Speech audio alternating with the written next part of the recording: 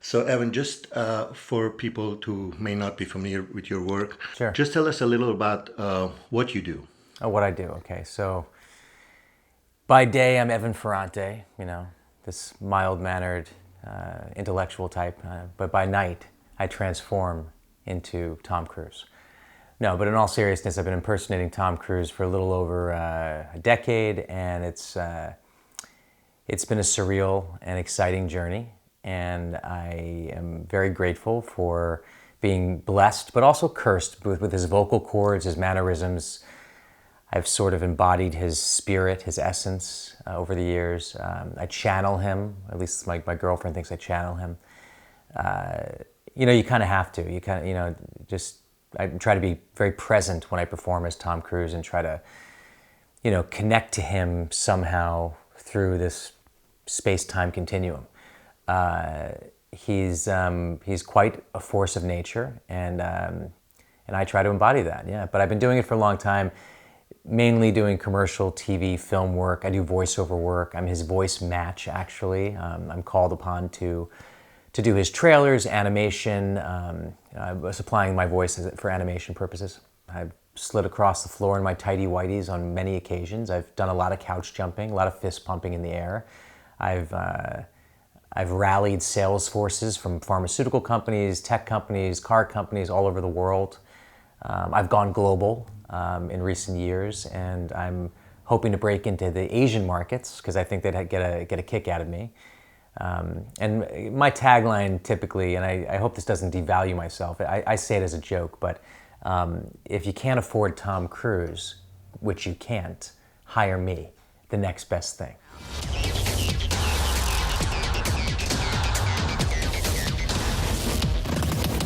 Did someone say wingman?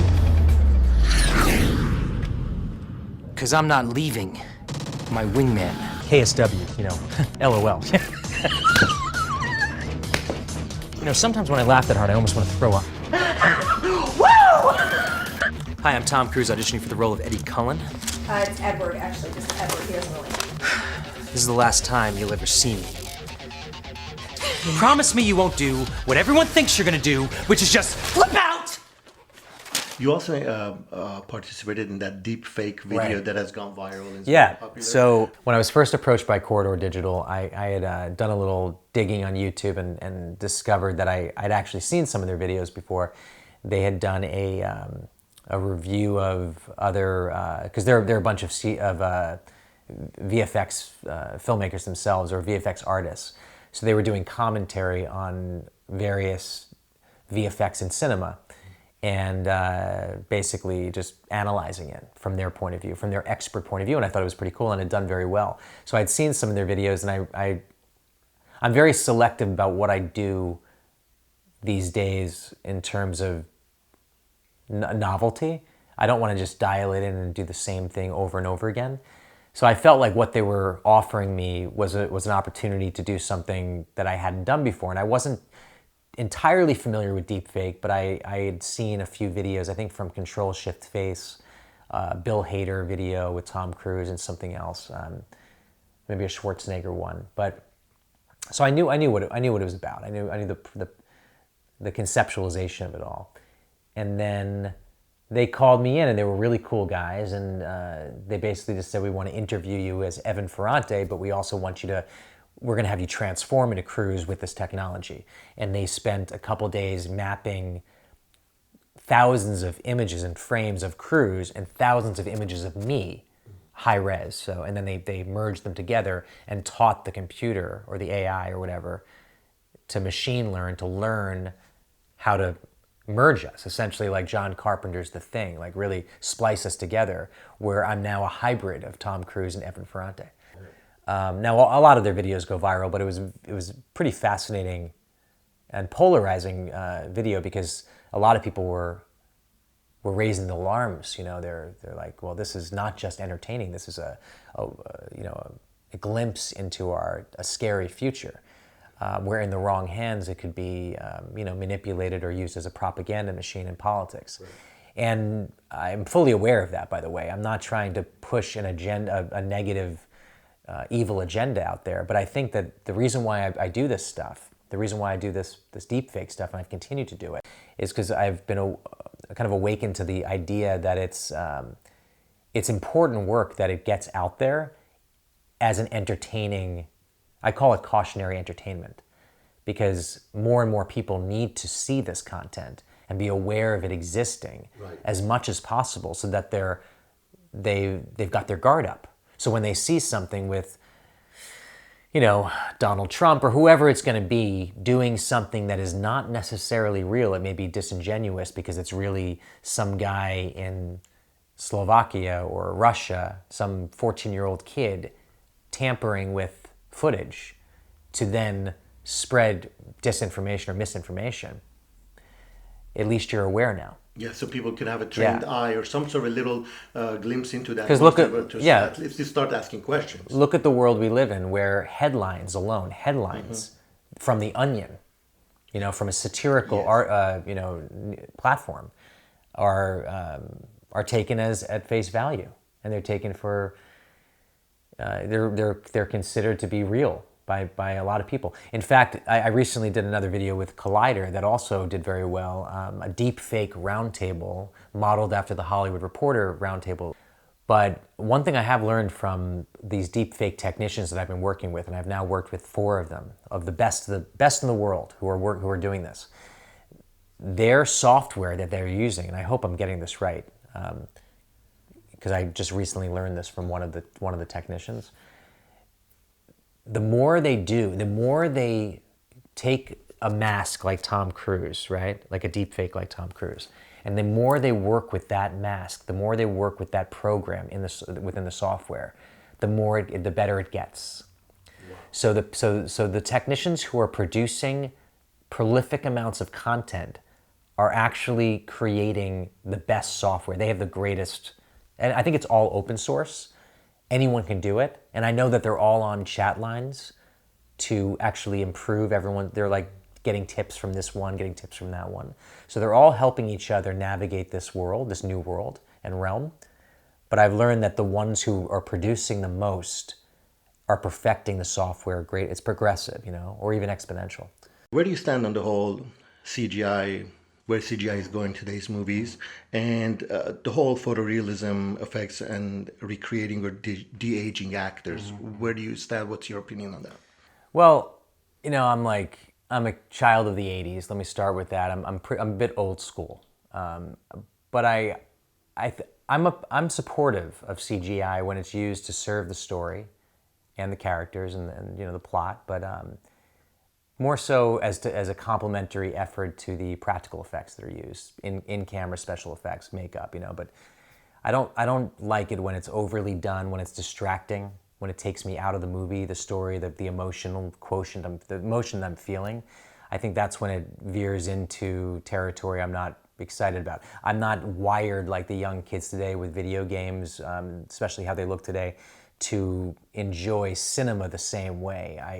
I want to, like, you know, I always reference Jurassic Park and Terminator 2 as some of the prime examples of CGI and practical effects being used and it has to do with the directors behind it, but also the technicians that they employ as the best examples. And that was a long time ago. And there haven't been many, you know, a lot of producers and directors have tried to replicate that same success, but they've failed in droves. So I don't know if the teams that are devising these CGI landscapes are not as talented, or there's too many cooks in the kitchen. I don't know what it is, but there's some disconnect, some lack of depth in the films today.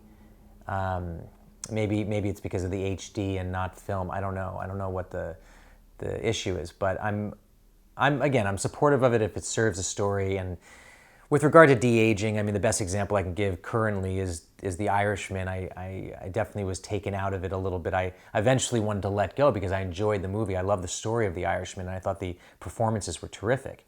But I was really not kicking myself, but I was kind of upset by the choice that was made, that they keep the same actors. I really thought they should have just hired younger actors. Hello? Is that Frank? Yes. Hi, Frank. This is Jimmy Hoffa. Yeah. Glad to meet you. Well, glad to meet you, too. Even if it's over the phone. Another De Niro film that I loved was Once Upon a Time in America years ago, Sergio Leone. And they used younger actors for James Woods and De Niro. Right. And they were terrific actors. Mm-hmm. They weren't doing imitations of them. They just happened to embody the same essence of them, and that's what actors do. And it was incredible. I mean, obviously they were kids, so they were 12-year-olds. They couldn't have de-aged them that much, but unless it was Curious Case of Benjamin Buttons. But I felt like it was a bit distracting for me. But ultimately, I had to just say, you know what, I got to enjoy the movie and take this or suspend my disbelief for a little bit. I just think it was the wrong choice. I know my opinion doesn't matter. I know everyone's got an opinion here, but that was my moviegoer experience, you know. What does technology like that, CGI, or recreating people that are dead or people that are even alive, do to today's actors, do you think? I don't know. I mean, in the same way that truck drivers have to prepare for the coming, automation apocalypse that's going to happen, automation is going to, wipe out a lot of jobs. I think actors actually have a better chance of sticking it out simply because there really isn't quite yet, we're not there yet, a complete digital replacement for actors in every way, shape, and form. I do think that it is inevitable down the line, and that ultimately it's between the licensor and the licensee. So if the family of James Dean or Michael Jackson or whoever wants to negotiate a very attractive price for their loved one's digital likeness, that's their their call. Right. It has nothing to do with us. I mean, I'm not particularly interested in seeing these films, but at the same time, at some point, speaking of the James Dean one, for instance, I don't know who's behind it, but if James Cameron or Scorsese were behind it, or Paul Thomas Anderson, some of my favorite filmmakers, and there was an agreement between the family, and they were putting it out there in a way that they all felt it was the quality standards, up to meet the quality, then I'd be interested. I'm not like a total purist. Mm-hmm. Again, I think it's inevitable. I think as long as those deals are going to be made, then we need to be prepared for. We can always opt out. Is the point? Sure. So I'm on the fence about it. I'm not that interested, but I'm not picketing outside of the studios or outside of this production company who is making these deals. I know the company that's doing the James Dean plans on doing this for the foreseeable future as a business, maybe a film slate of using dead celebrities, Cary Grant or Errol Flynn, in new properties. It's interesting. I mean, it's just the way things are going. You can't stop this train. As an actor, especially because you impersonate another famous actor, how much control do you have over your image? Over my image? You're not as yourself, not Tom Cruise. Oh, not Tom Cruise, my character. Yes. Well, what I do, and I'm not sure if this answers your question fully, is I do parody and impersonation, and the legality of it is that it's covered under parody laws. I've worked with a lot of Fortune 500 companies, including Disney, and years ago they put a big disclaimer at the front saying, speaking of me, he may act, look, smell, and sound like Tom Cruise, but he is not Tom Cruise. And they put and that's actually what gave me my name. It inspired me to call myself not Tom Cruise, because Disney has a lot of lawyers, and they went through this exhausting paperwork to figure out what I could do and couldn't do, because Tom Cruise's camp, they could be litigious, and if there's anything slanderous, we stayed away from that. But they needed to really protect themselves as a big company that could be sued. So yeah, I mean, I don't think anyone's going to try to copy me as an impersonator. That'd be funny. That probably would be good for me. I don't know. I tend to think that my work is appreciated greatly by Tom Cruise's fans, So his fans are also a certain proportion of his fans are now my fans because I'm a window into his world. I provide a window into Tom Cruise's world because he's a private guy, and I mean exploit is the wrong word, but I basically build out his universe and deliver that as content. Right. And you're you're also the positive Tom Cruise, the energetic one we see on TV. I try to focus on and pull out those eccentricities that make him lovable, and there's certain manic nature about him. I won't say crazy, but like couch jumping, the big laughs, going from laughter to serious, almost like a child would do that. But I try to focus on his eccentricities and not do a strict by the book like. I don't try to nail every single nuance of his performance. I try to simply highlight the big stuff, the macro of Cruise's performances. Yeah.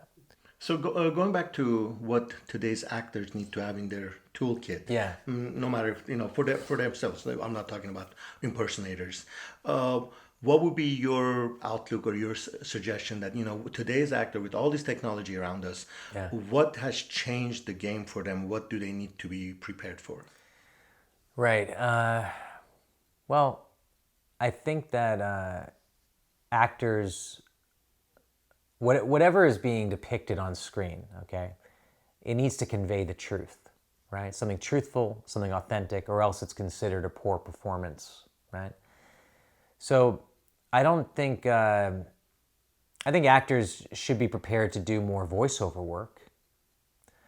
But I feel like and this is happening in the video game industry as well, you got your brand name actors who are being enlisted to do motion capture or deepfake or some CGI manipulation of their image, but they're licensing it for a good amount of money to these video game companies.